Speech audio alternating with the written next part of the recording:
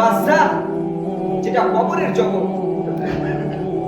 আল্লাহ রাব্বুল আলামিন সূরা আল ইমরানের 185 নম্বর আয়াতের মধ্যে বলছেন, কুল্লু নাফসিন যায়িকাতুল মাউত, প্রত্যেক জীবকে মরণের স্বাদ গ্রহণ করতে হবে।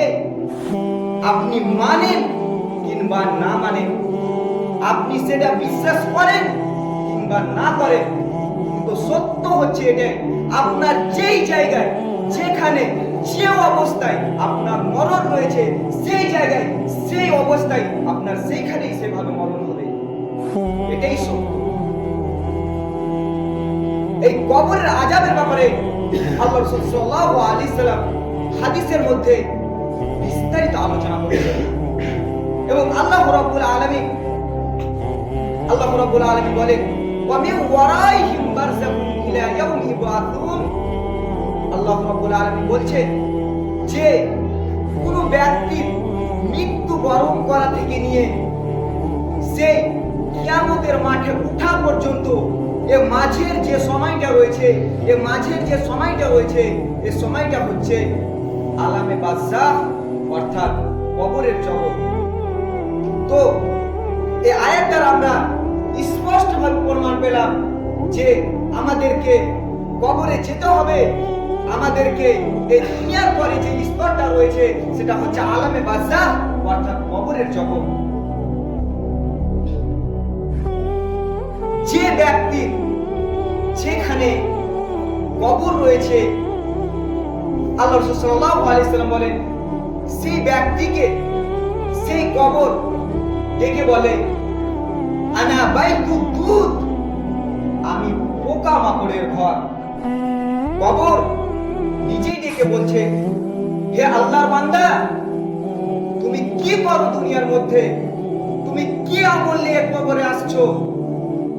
আমি পোকামাকড়ের ঘর, আনা বাইতুদ দুদ। এই দুনিয়াবী জীবনে আমরা মাত্র একটা মশা যদি শোয়ার সময় আমাদের কানের পাশ দিয়ে চলে যায় কিংবা কেটে নেয়, তাহলে আমরা কত কি করি, মশারি টাঙাই, আরশোলা লাগাই, আরো যত রকম লাগে তত রকম আমরা করছি শুধুমাত্র একটা মশার কামড়ের জন্য। কিন্তু যেই জায়গা আমাদেরকে হাজার হাজার বছর ধরে থাকতে হবে, যেই জায়গা নিজেই বলছে আমি হচ্ছি পোকামাকড়ের ঘর, সে ঘরকে আমাদের কোনোই ভাবনা নেই। কবর ডেকে বলছে, আনা বাইতুল ওয়াহদা, আমি একাকী ঘর। এই একাকী, সেখানে কেউ কাউকে পাবে না। এটাই সত্য। আপনাকে পৃথিবীর মধ্যে যদি যত সম্পদ আছে সমস্ত কিছু দিয়ে দেওয়া হয়, আর আপনাকে যদি বলা হয় যে যে আপনার যদি সেখানে